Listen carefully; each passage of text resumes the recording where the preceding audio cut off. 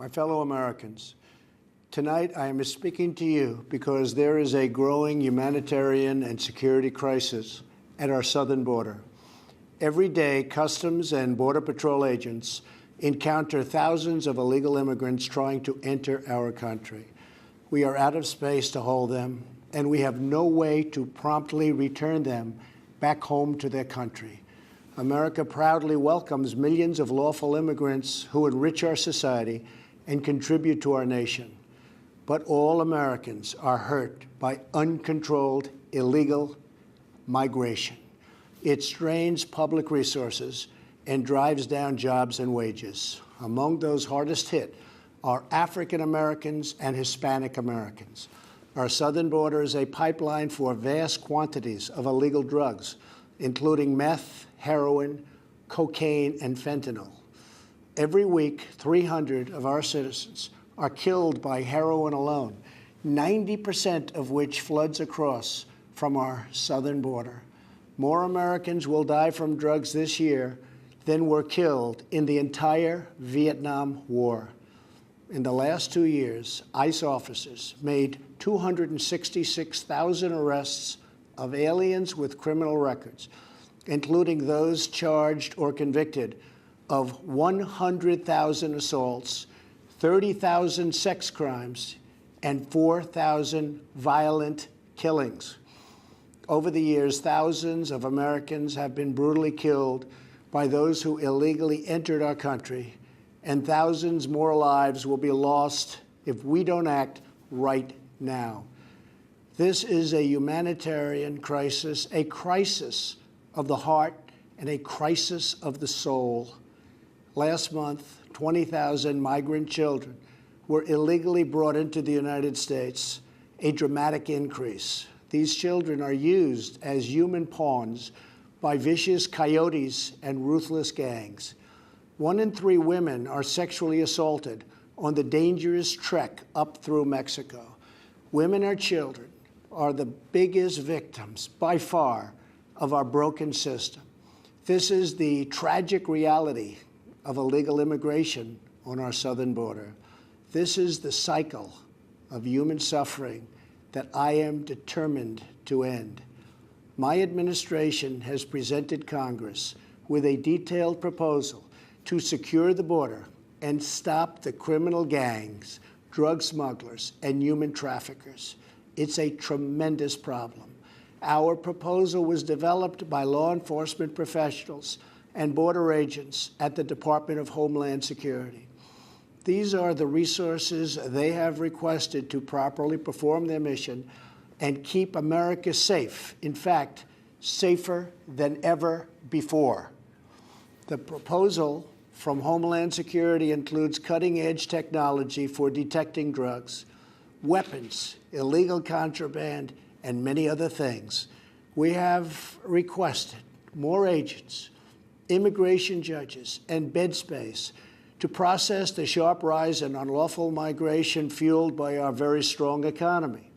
Our plan also contains an urgent request for humanitarian assistance and medical support. Furthermore, we have asked Congress to close border security loopholes so that illegal immigrant children can be safely and humanely returned back home. Finally, as part of an overall approach to border security, law enforcement professionals have requested $5.7 billion for a physical barrier. At the request of Democrats, it will be a steel barrier rather than a concrete wall. This barrier is absolutely critical to border security. It's also what our professionals at the border want and need. This is just common sense. The border wall would very quickly pay for itself. The cost of illegal drugs exceeds $500 billion a year, vastly more than the $5.7 billion we have requested from Congress. The wall will also be paid for indirectly by the great new trade deal we have made with Mexico. Senator Chuck Schumer, who you will be hearing from later tonight, has repeatedly supported a physical barrier in the past, along with many other Democrats. They changed their mind only after I was elected president. Democrats in Congress have refused to acknowledge the crisis, and they have refused to provide our brave border agents with the tools they desperately need to protect our families and our nation.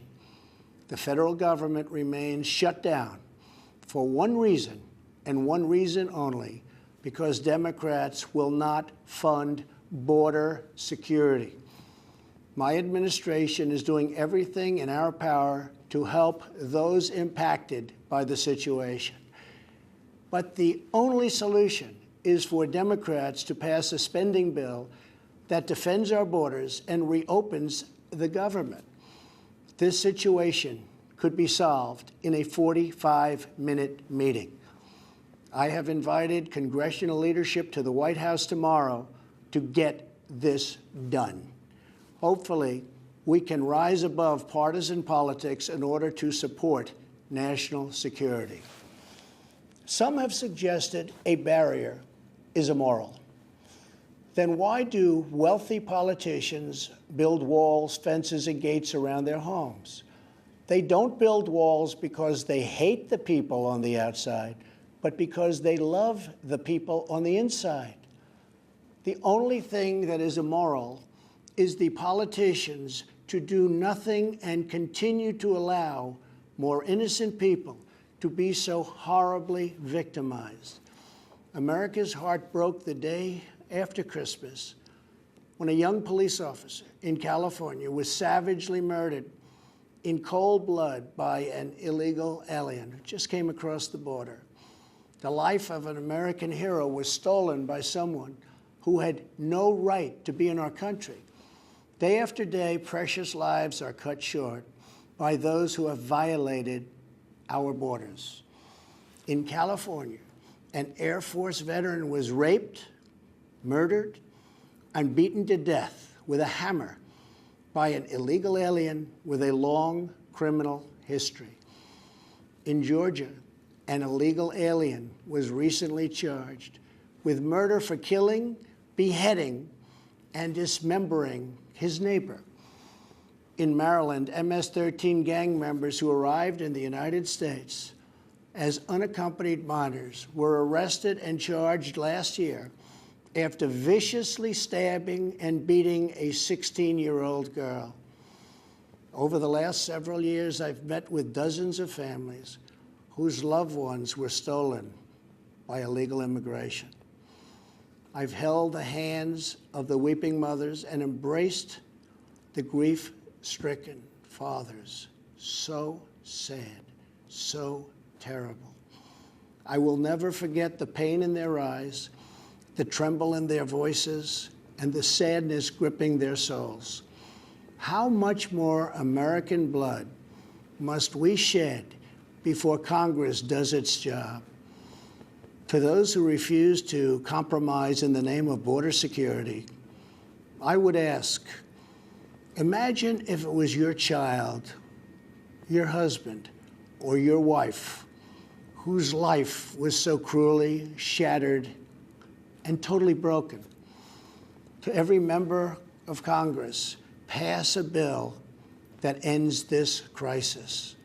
To every citizen, call Congress and tell them to finally, after all of these decades, secure our border.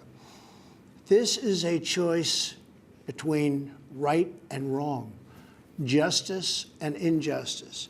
This is about whether we fulfill our sacred duty to the American citizens we serve.